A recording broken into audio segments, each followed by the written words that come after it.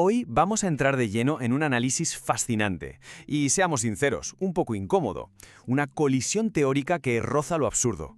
Por un lado tenemos la maquinaria implacable y gris de una dictadura del siglo XX. Por el otro, la fluidez caótica e indomable de las subculturas de Internet del siglo XXI. Lo que vamos a diseccionar aquí es la fricción, esa aspereza que surge cuando el autoritarismo más rígido choca de frente con la identidad contemporánea. Es un caso de estudio hipotético sobre los sistemas de control y sobre lo que ocurre exactamente cuando el pensamiento monolítico se estrella contra lo inclasificable.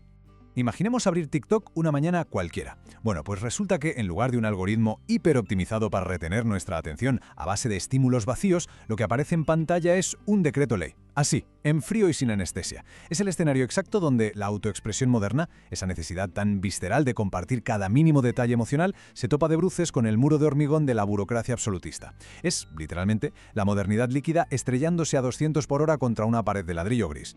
Y claro, en este escenario tan asfixiante, alguien decide expresarse online. Alguien teclea con absoluta sinceridad: soy un lobo en el fondo. La respuesta institucional, que es automática y carece del más mínimo atisbo de empatía o de ironía, sería inmediata. Perfecto, al fondo de la cárcel. Vemos un choque frontal, brutal, entre la necesidad moderna de definir el propio yo y una política estatal de tolerancia cero, hacia cualquier cosa que huela remotamente a excentricidad. Pensemos en la premisa central de este ejercicio. Francisco Franco, pero no en 1975, sino gobernando en pleno siglo XXI.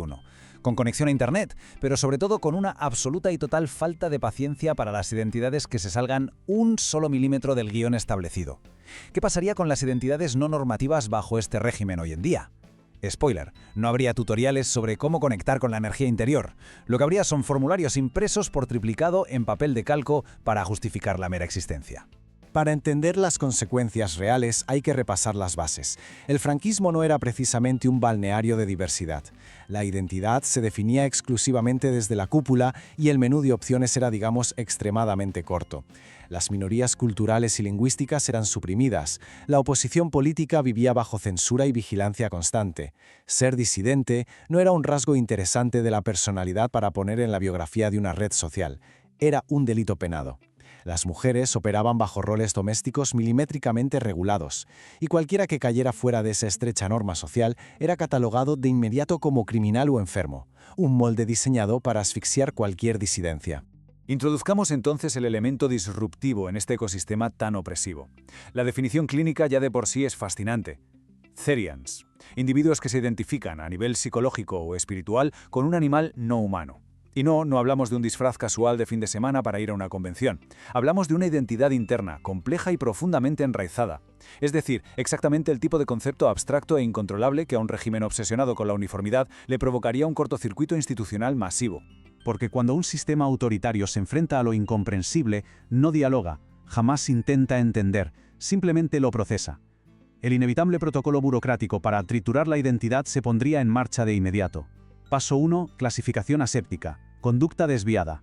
Paso 2, evaluación psicológica obligatoria. Podemos imaginar que el diálogo en la consulta sería rápido y carente de tacto. Ah, ¿que dice usted que es un lobo? Estupendo, siguiente paciente. Y paso 3, la imposición del sello de problema social oficial. Es la maquinaria del Estado aplastando la psique humana con la eficiencia mecánica de un matadero. Ahora bien, el autoritarismo no se conforma con reprimir a puerta cerrada. Necesita reescribir la narrativa febrilmente para el consumo del público. Por un lado tenemos la realidad del individuo, esa identidad interna compleja. Por el otro, la traducción libre que hace el Estado para las masas. De repente, esa identidad pasa a ser un síntoma de confusión moderna, de degeneración moral, o, el clásico favorito indiscutible de cualquier dictadura, una influencia extranjera sospechosa. Porque evidentemente nada simboliza una amenaza a la soberanía nacional como alguien que se siente espiritualmente conectado a un zorro. El debate queda clausurado y archivado. Este rechazo se infiltra metódicamente en absolutamente todas las instituciones. Es un proceso coreografiado. En la educación, un manual escolar no dejaría el más mínimo espacio a la duda. Al alumno sencillamente le falta disciplina, no es un zorro. En la Iglesia el diagnóstico sería fulminante. Dios hizo al hombre humano, ergo estamos ante un desorden moral o una herejía de manual.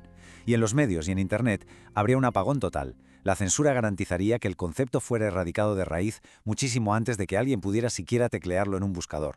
Y en medio de toda esta persecución ideológica, llegamos a la verdadera barrera, la cruda realidad burocrática del día a día. porque tarde o temprano en algún despacho lúgubre, iluminado por uno de esos fluorescentes que no paran de parpadear, un funcionario exhausto levantaría la vista del expediente para hacer la única pregunta que verdaderamente le importa a la administración. ¿Pero esto cotiza? Esa es la línea roja.